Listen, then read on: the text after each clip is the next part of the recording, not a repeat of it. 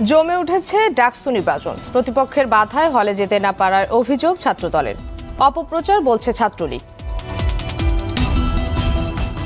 আজ শেষ হচ্ছে অমর একুশের গ্রন্থমেলা। বৃষ্টির কারণে সময় বাড়ানোয় খুশি লেখক প্রকাশকরা।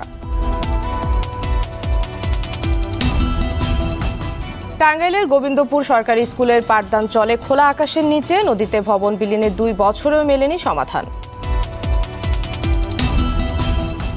এবং হ্যামিল্টন টেস্টে নিউজিল্যান্ডের বিপক্ষে দ্বিতীয় ইনিংসে ব্যাট করছে বাংলাদেশ। রানের পাহাড়ে স্বাগতিকরা।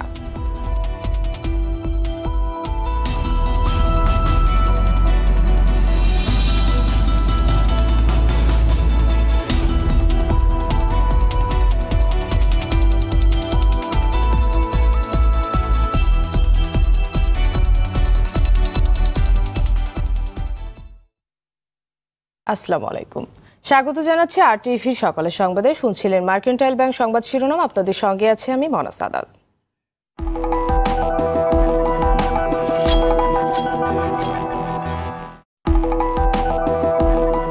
ডাকসু নির্বাচনে নিজেদের প্রার্থীদের হলে যেতে বাধা দিচ্ছে ছাত্রলীগ, এমন অভিযোগ করেছেন ছাত্রদলের ভিপি প্রার্থী মুস্তাফিজুর রহমান। তবে ছাত্রলীগের সভাপতি ও ভিপি প্রার্থী রেজানুল হক চৌধুরী শোভন বলেছেন, এমন কোনো ঘটনা ঘটেনি। অভিযোগ পাল্টা অভিযোগ থাকলেও ক্যাম্পাসে নিজেদের অবস্থান জানান দিচ্ছেন ছাত্রলীগ ও ছাত্রদলের প্রার্থীরা। খান আলমিনের রিপোর্টে বিস্তারিত। ডাকসু নির্বাচনের বাকি হাতে গুনে আর 10 দিন, তাই ঢাকা বিশ্ববিদ্যালয় ক্যাম্পাস প্রতিদিনই থাকছে সরগরম। ছাত্র সংগঠনগুলোর নেতাদের উপস্থিতি প্রার্থীদের দৌড়ঝাঁপের মধ্য দিয়ে কাটছে প্রতিটি মুহূর্ত। শুক্রবার বন্ধের দিন হলেও মধুর ক্যান্টিন সকাল থেকে ছাত্রলীগের নেতাকর্মীদের পদচারণায় মুখরিত হয়ে ওঠে। ছাত্রদল অবশ্য মধুর ক্যান্টিনে যায়নি, হাকিম চত্বরের নেতাকর্মীদের নিয়ে জড়ো হয়। সংগঠন থেকে মনোনীত ভিপি প্রার্থী মুস্তাফিজুর রহমান বলেন, ছাত্রদলের প্রার্থীদের হলে যেতে বাধা দিচ্ছে ছাত্রলীগের নেতাকর্মীরা। তাদের ভয়ভীতির কারণে অনেকে প্রার্থী হতে পারেনি। অমর একুশে হল শাখার ভিপি প্রার্থী এবং জিএস এজিএস সহ আপনার নেতাকর্মীরা হলে গিয়েছিল লাঞ্চ করার জন্য। বার ছাত্রলীগের হল শাখার ভাইস প্রেসিডেন্ট কামরুজ্জামান শুভ তাদের উপর ন্যাক্কারজনকভাবে হামলা চালিয়ে তাদেরকে হল থেকে বের করে দেয়। ছাত্রলীগ অবশ্য তা মানতে নারাজ। সংগঠনের সভাপতি ও ভিপি প্রার্থী রেজানুল হক চৌধুরী শোভন বলেন, এমন কোনো ঘটনা ঘটেনি। ছাত্রলীগ আওয়ামী লীগের ভাতৃপ্রতিম সংগঠন হলেও ডাকসু নির্বাচনে বিশ্ববিদ্যালয় কর্তৃপক্ষই সবকিছু, কোনো সুবিধা পাওয়ার সুযোগ নেই। এ বিষয়ে আমার কাছে এখনো কোনো তথ্য নেই। তো যদি এরকম কোনো ঘটনা ঘটে থাকে তাহলে বিশ্ববিদ্যালয় প্রশাসন দায়িত্ব নিয়ে সেগুলো যে ছাত্রটা করেছে সে ছাত্র তো বিশ্ববিদ্যালয়ের ছাত্র, সে বিশ্ববিদ্যালয়ের প্রশাসন ব্যবস্থা নেবে। আর যদি আমাদের কোনো সংগঠনের কেউ যদি এরকম করে থাকে তাহলে আমরা তাকে সংগঠন থেকে অব্যাহতি দেওয়ার ব্যবস্থা। আগামী 11 মার্চ বিশ্ববিদ্যালয়ে 18টি আবাসিক হলে সকাল 8টা থেকে দুপুর 2টা পর্যন্ত অনুষ্ঠিত হবে ডাকসু নির্বাচনের ভোট গ্রহণ। খান আলামিন, আরটিভি, ঢাকা।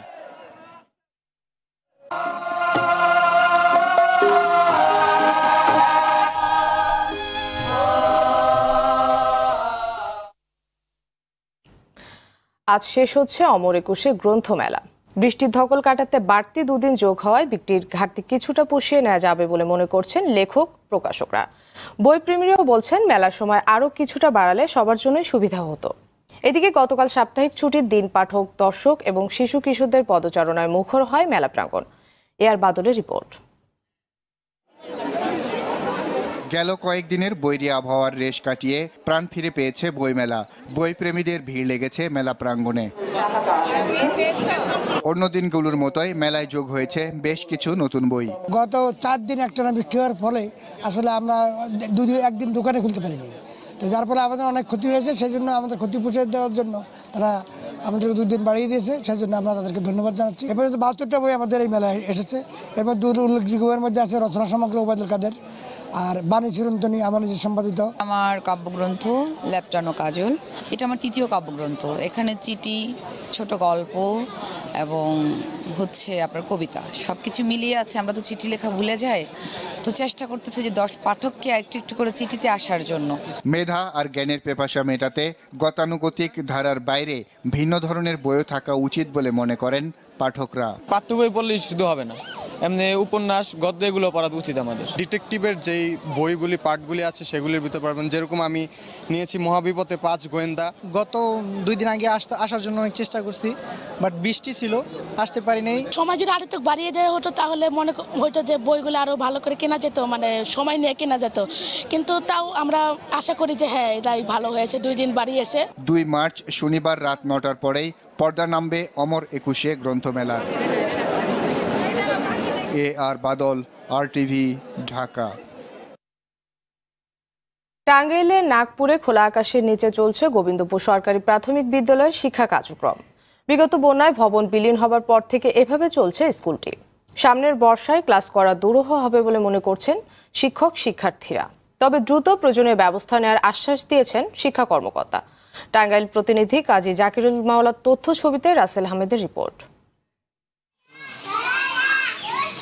কোমলমতি শিশুদের এমন শিক্ষা কার্যক্রম চলছে টাঙ্গাইলের নাগরপুর উপজেলার গোবিন্দপুর সরকারি প্রাথমিক বিদ্যালয়ে। 2017 সালের বন্যায় নদীতে বিলীন হয় বিদ্যালয়টির একমাত্র ভবন। এরপর থেকে পাঠদান চলে খোলা আকাশের নিচে। নতুন ভবন নির্মাণ না হয় দিনের পর দিন রোদ বৃষ্টি মাথায় নিয়ে ক্লাস করতে হয় শিক্ষার্থীদের। মুখে রোদ লাগে, তাই আমাদের খুবই পড়তে খুবই সমস্যা হয়। স্কুলে খুবই অসুবিধা হয়, মাথার উপর রোদ, বেড়া নাই, ছাদ নাই, খুবই কষ্ট হয়। এর আমরা বিদ্যালয় চাই, রোদ আসে বৃষ্টি আসে, তাই আমাদের খুবই সমস্যা, আমরা একটা বিদ্যালয় চাই। ভবন না থাকায় বিদ্যালয়ে শিক্ষার্থীর সংখ্যা কমছে। একই সঙ্গে বিপদের ঝুঁকি থাকায় সন্তানদের নিয়ে চিন্তিত থাকেন অভিভাবকরা। সারা দিন রোদে থাকে, আবার যে বৃষ্টি নামে, ঝড় বৃষ্টি আসে, নিজেকে ভয় করে, বাচ্চাগুলো কোন রইলো না রইলো। ছেলে স্কুলে আসতে চায় না, স্কুল ঘরে নাই। শিক্ষা কার্যক্রম স্বাভাবিক রাখতে প্রশাসনের কার্যকর উদ্যোগ চান প্রধান শিক্ষক। সরকারের কাছে, ঊর্ধ্বতন কর্তৃপক্ষের কাছে আমার দাবি, যদি বাচ্চাদের কোনো বসার জন্য একটা ভবন তৈরি করে দিত তাহলে আমরা ভালোভাবে আমরা পাঠদান করতে পারতাম। তবে স্থায়ী ভবন নির্মাণে ব্যবস্থা নিয়ে আশ্বাস দেন প্রাথমিক শিক্ষা কর্মকর্তা। ইমার্জেন্সি এডুকেশন ফান্ড থেকে আমরা সহযোগিতা নিয়ে খুব শীঘ্রই ভবন নির্মাণ করতে পারব। আশা করি এইভাবে আমাদের যে কোমলমতি শিশুরা স্কুলে আসছে তাদের পাঠদান কার্যক্রম চালিয়ে যেতে পারব। রাসেল আহমেদ, RTV। আমাদের সংগ্রাম চলবেই চলবে, জনতার সংগ্রাম চলবে, জনতার সংগ্রাম চলবে।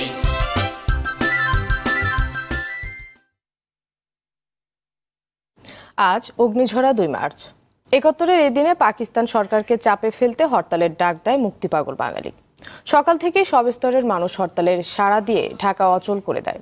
সকাল 11টায় ঢাকা বিশ্ববিদ্যালয়ের ছাত্র সংগ্রাম পরিষদের ঢাকা সমাবেশে প্রথম ওড়ানো হয় গাঢ় সবুজের মাঝে রক্তলাল বৃত্তে মানচিত্রে খচিত পতাকা।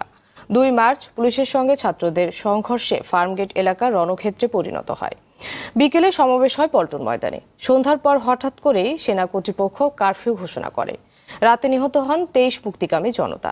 বিভিন্ন সমাবেশ থেকে ঘোষণা দেওয়া হয় স্বাধীনতার প্রশ্নে কোনো আপোষ নেই। অন্যদিকে পাকিস্তানি গোয়েন্দারা এসব খবর দ্রুত পৌঁছে দিতে থাকে প্রেসিডেন্ট হাউসে।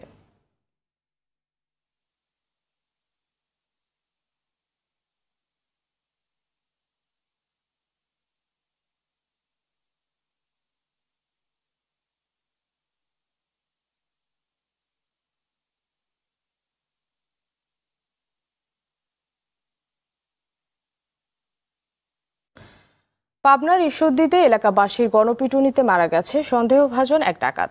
গতরাতে উপজেলার প্রতিরাজপুর এলাকায় এই ঘটনা ঘটে। পুলিশ জানায় আওয়ামী লীগ নেতা তারা মাথিরার বাড়িতে ডাকাতির প্রস্তুতি নিচ্ছিল ডাকাত সদস্যরা।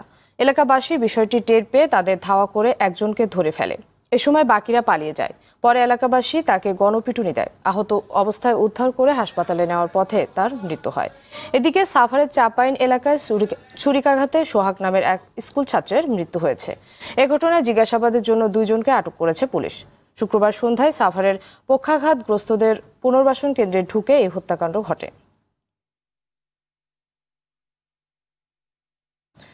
রাসায়নিক প্লাস্টিক কারখানা ও গুদাম সরিয়ে নিতে সরকারি উদ্যোগে সব ধরনের সহযোগিতা করবে ব্যবসায়ী সংগঠনগুলো।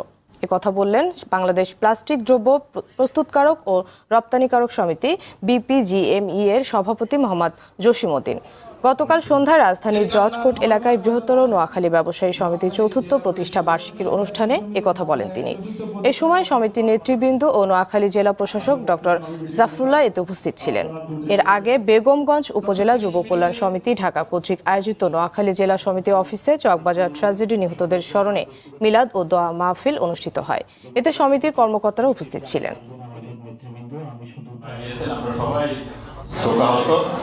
যারা মারা গিয়েছেন তাদের আত্মার মাগফিরাত কামনা করছি, আল্লাহ তাদেরকে বেহেশতে নসিব করুন। যারা অসুস্থ আছেন তাদেরকে সুস্থ করেন। 29টা দাহ্য chemical, dangerous goods, explosive chemical, এইগুলির গোডাউন আমাদের পুরান ঢাকায় থাকবে না, এগুলি আস্তে আস্তে সরাই দিবে।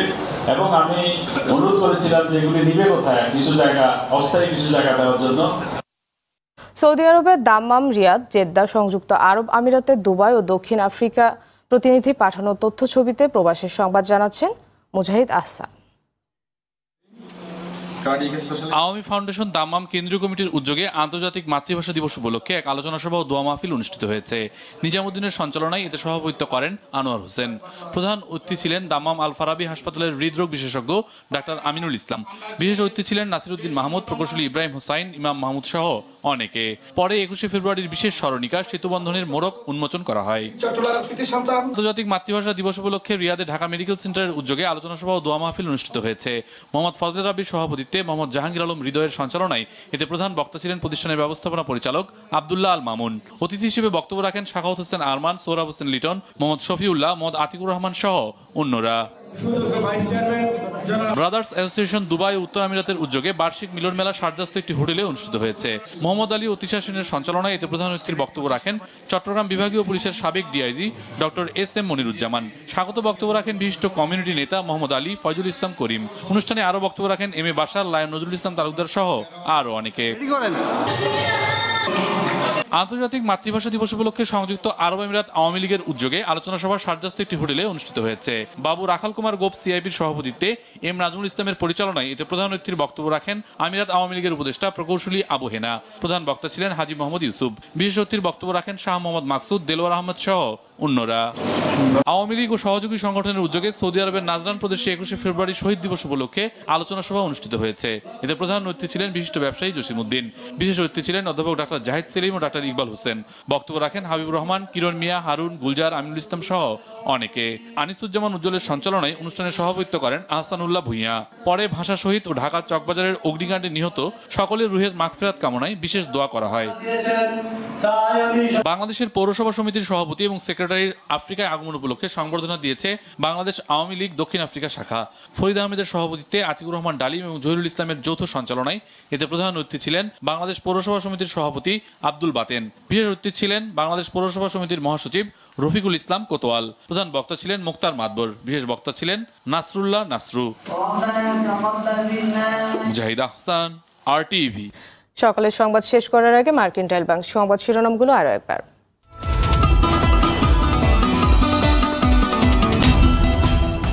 জমে উঠছে ডাকসু নির্বাচন। প্রতিপক্ষের বাধায় হলে যেতে না পারার অভিযোগ ছাত্রদলের, অপপ্রচার বলছে ছাত্রলীগ। আজ শেষ হচ্ছে অমর 21শে গ্রন্থমেলা। বৃষ্টির কারণে সময় বাড়ানোর খুশি লেখক প্রকাশকরা।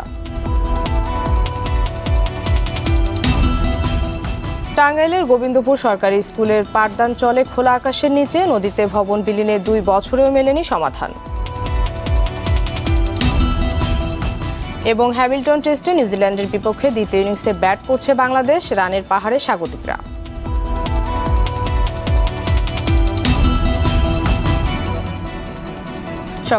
সকালের সংবাদ এই পর্যন্ত। RTV সবশেষ সংবাদ জানতে যে কোনো মোবাইল ফোন থেকে 2414 নম্বরে ডায়াল করুন। আর মোবাইল ফোনে সংবাদ দেখতে অ্যাপ স্টোর, গুগল প্লে বা উইন্ডোজ স্টোর থেকে ডাউনলোড করুন RTV অ্যাপস। এছাড়াও তাৎক্ষণিক ও বিনোদন সংবাদ জানতে বিশ্বের যে কোনো প্রান্ত থেকে ভিজিট করুন facebook.com/RTV online এবং youtube.com/RTV digitals। এতক্ষণ সঙ্গে থাকায় ধন্যবাদ সবাইকে।